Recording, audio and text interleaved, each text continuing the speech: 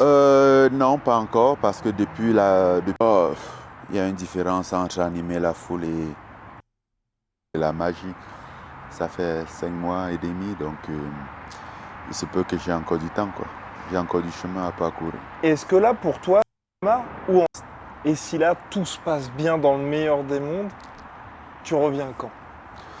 Dans le meilleur des mondes, euh, j'aimerais dire fin d'examen, mais j'ai pas envie de me précipiter, j'ai pas envie d'anticiper des choses.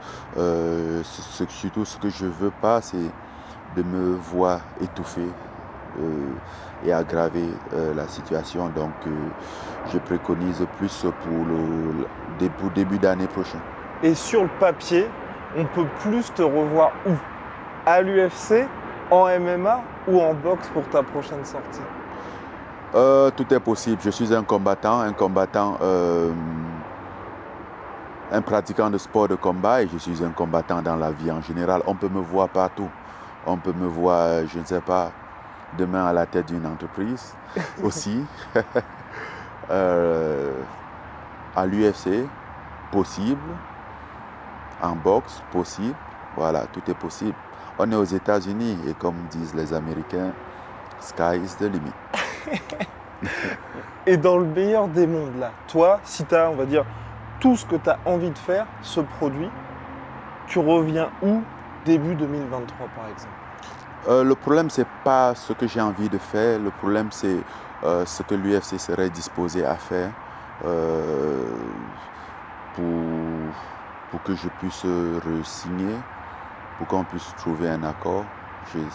C'est plus ça le problème, parce que je pense que tout ce que j'ai envie de faire est possible avec l'UFC également. Donc, je n'exclus jamais la possibilité que l'UFC peut être dans le projet. Parce que là, aujourd'hui, on est dans une situation où tu es une vraie star de l'UFC, c'est toi le champion. Si tu pars, ce serait une grosse, grosse perte pour eux. Mine de rien, quelles sont tes demandes, ou en tout cas, toi, t'aimerais bien que l'UFC t'accorde quoi, ce qui bloque aujourd'hui? Euh, à part l'aspect financier, qui a été une galère pour les 2, 3 dernières années, euh, il y a déjà ce problème de régulariser le sport, parce que je me suis rendu compte qu'il y avait une raison pour laquelle cela m'est arrivé et que c'est arrivé à d'autres combattants avant, mais je ne me suis pas rendu compte et qu'à l'avenir, ça va arriver à d'autres combattants également. Donc, on est quand même dans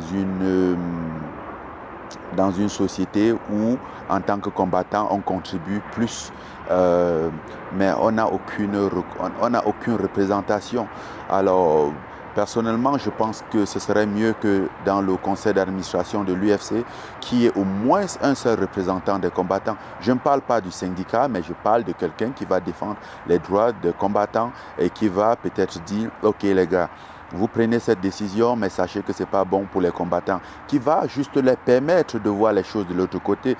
Parce que je suis persuadé qu'ils ne prennent pas toutes les décisions juste pour faire du mal aux combattants. Mais puisqu'ils ne peuvent pas se mettre voir les choses du côté des combattants, alors du coup, parfois ils finissent par causer du tort aux combattants. Mais pourtant, s'il y a quelqu'un qui les rappelle, qui les défend, parce que bon, ce business, il est basé sur les combattants. Le fait qu'il n'y a personne, que l'UFC soit le juge et partie dans ça, et que les combattants n'ont aucun pouvoir, on n'a rien. On a beau être 700, mais on est seul. C'est une personne, parce qu'ils peuvent nous briser individuellement, l'un après l'autre, et ça, ils en ont le pouvoir. Et pour toi, est-ce que ça pourrait être toi, cette personne-là? Non, non, non, pas moi. Moi, je serais combattant. J'ai pas envie, ça ne me dit pas. Mais je pense quand même que s'il y avait quelqu'un là qui nous représentait, je ne sais pas, ce serait une bonne chose. On devait peut-être résoudre le problème de l'assurance santé, déjà, qui est un gros problème en ce moment pour les combattants. Je vois en longueur de journée des petits combattants qui débutent et qui ont des faibles salaires, n'arrivent pas à se soigner proprement quand ils ne se sont pas blessés au combattant, quand ils ne se sont pas blessés lors du combat. Et du coup, c'est quelque chose qui est très difficile et qui fait mal au cœur de voir ça. Et moi, ça m'embête, quoi. Bon, moi, quand il en vient à mes factures, ok, je peux payer, mais pas beaucoup de combattants ils peuvent payer. Et d'ailleurs, pourquoi est-ce que c'est nous qui allons payer certaines factures, même s'ils payent une partie, mais on devait avoir une assurance complète, et même bien après, parce qu'après des séquelles, il reste, tu vois. C'est quand même un sport où, c'est quand même un business où on donne de notre corps, de notre santé pour faire tourner le business. Donc, l'assurance santé serait le minimum. Et aussi, d'un autre côté, l'augmentation de salaire, parce qu'avec le temps, les chiffres augmentent, l'UFC se vante de grandir comme business, mais les combattants, ils font rien au fait. Ils réduisent. Il y a 5 ans, 10 000 dollars qui étaient les premiers salaires, les premiers contrats de l'UFC, ça avait plus d'importance. Ce que tu faisais avec ces 10 ou 12 000 dollars il y a 5 ans, tu ne peux plus faire la même chose aujourd'hui, même avec 15 000 dollars. Donc l'inflation qui augmente et la société grandit bien, sera sûre de faire bien ses chiffres, l'entrée en bourse et tout ça. Et les combattants souffrent de plus en plus. Donc il faudrait quand même déjà une petite augmentation pour équilibrer cette inflation qui est de 20 à 25%. Ça d'abord, ce serait pas mal. Et ça sont des trucs que moi je pense qu'il faut qu'on arrange. Au fait, si tu veux, avec le temps, il y a pas mal de choses qui m'ont un peu énervé, tu vois. Et j'ai juste envie que ça s'arrange. Donc, c'est pas juste une question de sous, c'est pas juste une question de moyens. Et si je pense que si ça avait été juste une question d'argent, ce problème aurait été résolu depuis longtemps. Parce que surtout depuis, même avant mon dernier combat et surtout après mon dernier combat, ils ont bien envie de mettre ça derrière eux. Et là, ils ont jusqu'à quelle date l'UFC pour se mettre d'accord avec toi? Ils ont jusqu'à la fin d'année parce que mon contrat il expire en fin d'année. Et d'ici là, j'ai le droit de faire ce que je veux. Et c'est un moment où toi, tu as hâte d'être libre de faire ce que tu veux, ou tu te dis ce serait peut-être bien que ma situation soit régularisée d'ici là? Je ne me presse pas, il n'y a aucune précipitation, néanmoins pas de mon côté. Et dans tous les cas, j'aimerais quand même qu'on en arrive là, de toutes les façons. Ouais, puisque personne ne l'a jamais fait. Et j'ai réussi quand même à le faire, à être un champion et libre. Ça n'arrive pas. Des champions, généralement, surtout ici, sont des gens... T'es champion ici quand tu as déjà la chaîne au cou. On ne te laisse pas cette possibilité d'être champion sans que tu n'aies la chaîne au cou, de peur que tu aies dans la nature. Est-ce que là, quand tu es à l'UFC Performance Institute, ou même, je ne sais pas, sur tes réseaux sociaux, quand tu croises les combattants, est-ce qu'ils te remercient? Est-ce qu'il y a des messages de soutien par rapport à ce que tu es en train de faire? Énormément. Je pense que, à moins de me tromper, tu ne peux jamais avoir l'unanimité, mais sinon j'aurais dit ils sont unanimes là-dessus. Le seul problème, c'est que voilà, il y a l'UFC en face qui représente cette grosse force et qui joue sur la menace. Voilà. Personne n'ose parler, tu vois, personne n'ose prendre parti. Mais au fond, ils sont tous conscients parce que ce sont des problèmes auxquels nous sommes tous concernés, tu vois. Donc, sur ce point, oui, on est tous à l'unanimité. Mais, et je les comprends, hein, si je n'étais pas arrivé à un point de ma vie où je me suis dit, ok, c'est soit ça se passe bien, soit ça ne se passe pas du tout, et que j'étais d'accord avec le résultat qui devait se passer, tu vois. C'est arrivé quand ce moment-là pour toi? Je ne sais pas, ça doit faire peut-être 2 ans où je me dis, ok, soit ça se passe bien, soit ça ne se passe pas. Et dans ma tête, même si j'aime tant l'UFC, même si j'aime tant continuer à l'UFC, je me suis quand même psychologiquement préparé que ça peut ne plus arriver, tu vois. Et ça, c'était bien longtemps avant. Et j'aurais été d'accord avec, parce que je me serais retiré en gardant mes principes. Et quand tu vois un combattant comme Nate Diaz là, est-ce que c'est quelque chose qui t'inspire ou tu te dis, bah lui est...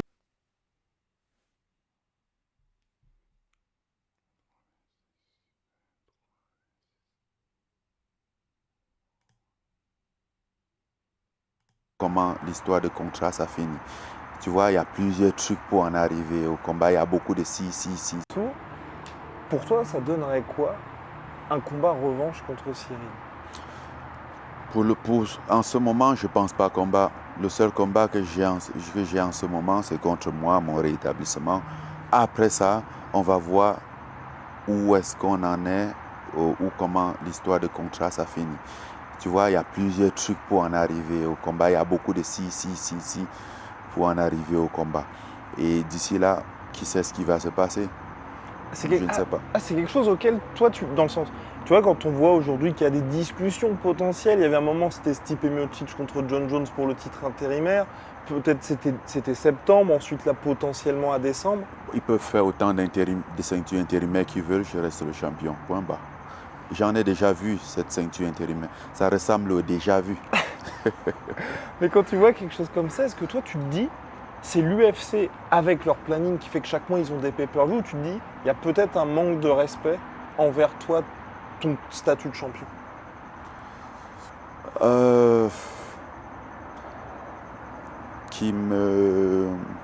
Je sais qu'on a déjà un désaccord, mais en termes de respect, je pense que le manque de respect, personnellement, je pense que le manque de respect pour moi, le manque d'estime envers moi à l'UFC, ça fait quand même un bon moment.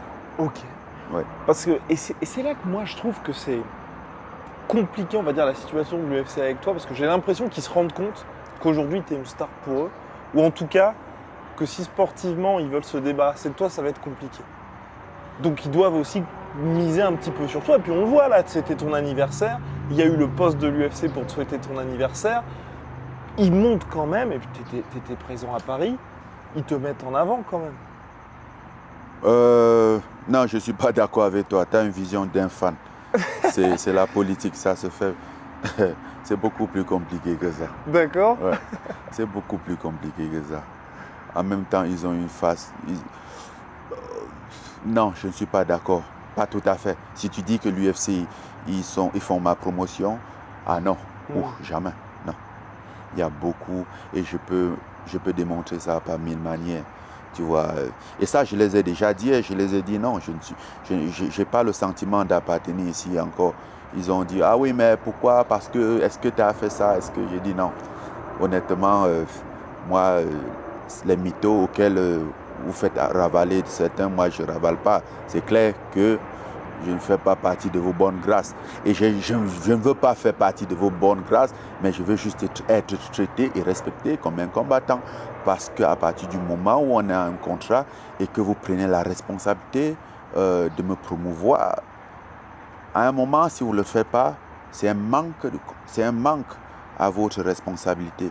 Tu vois, mais le problème, une fois de plus, c'est que dans ce contrat, ils n'ont aucune responsabilité. Aucune responsabilité n'est signée légalement. Tout, c'est ce que tu donnes, mais eux, en échange, il n'y a rien qui te donne dans le contrat. Il n'y a rien qui les engage. Et c'est un problème avec ce putain de contrat. Mais qui devrait normalement changer ainsi tout ça. Ouais, qui devrait changer d'ailleurs. Comme je l'ai dit, hein, ce contrat, moi, je ne signerai plus. Si je signe, c'est un nouveau contrat. Un nouveau modèle de contrat qu'on va établir avec mon côté aussi. Moi, je ne signe pas un contrat qu'ils vont rédiger chez eux et m'envoyer pour signer. Ça ne va plus se faire. Et la plupart des gens, enfin je pense que la totalité de la planète te voit comme Francis le sportif. Mais c'est vrai que j'ai l'impression qu'il y a un changement qui se passe où tu deviens en Afrique un peu une icône ou en tout cas quelqu'un qui dépasse le sport. Est-ce que toi c'est quelque chose qui aujourd'hui, au moment de ta carrière, là c'est quelque chose qui t'intéresse aussi de dépasser le sport? Ceux qui me voient comme Francis le sportif, je pense que ils ont juste tort. C'est les gens qui n'ont pas vraiment compris mon histoire. Ils auraient dû me voir comme Francis le combattant. Combattant dans tout le sens du terme. Je suis un combattant de la vie. Point bas. C'est ce que je sais. Parce que j'admire, je respecte, j'apprécie ce que l'UFC m'a donné, ce que j'ai eu ici. Mais d'un autre côté, je me dis que sans l'UFC, je ne serais pas devenu un néant dans la vie. Et sans l'UFC, je vais toujours continuer à exister et de la plus forte des manières. Et sans l'UFC, tu veux continuer à exister. Quand tu dis de la plus forte des manières, c'est quoi concrètement? Est-ce qu'aujourd'hui, tu as des gros C'est que je projets vais en ce continuer moment? à faire la même chose et la même chose. J'ai 36 ans aujourd'hui, mais je suis persuadé que je peux aller recommencer chaque chose là dehors et me retrouver au sommet, que ce soit en affaires, ce qui est l'une de mes plus grandes passions, et que ce soit en sport. Et tu as des projets concrètement dans ce domaine-là aujourd'hui? Ouais, j'ai pas mal de projets. Il y a, mais pour l'instant, j'ai 2 projets que je suis à.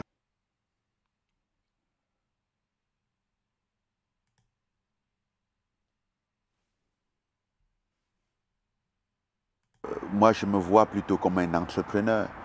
Tu vois, je me vois plutôt comme un entrepreneur. Je me vois personnellement comme une entreprise.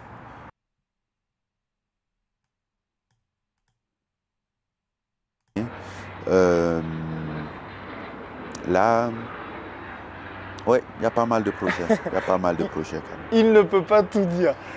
Aujourd'hui, donc visiblement, tu prépares, j'ai pas forcément envie de dire ton après-carrière, mais tout ce qui se passe en dehors du sport. Non, c'est pas mon après-carrière.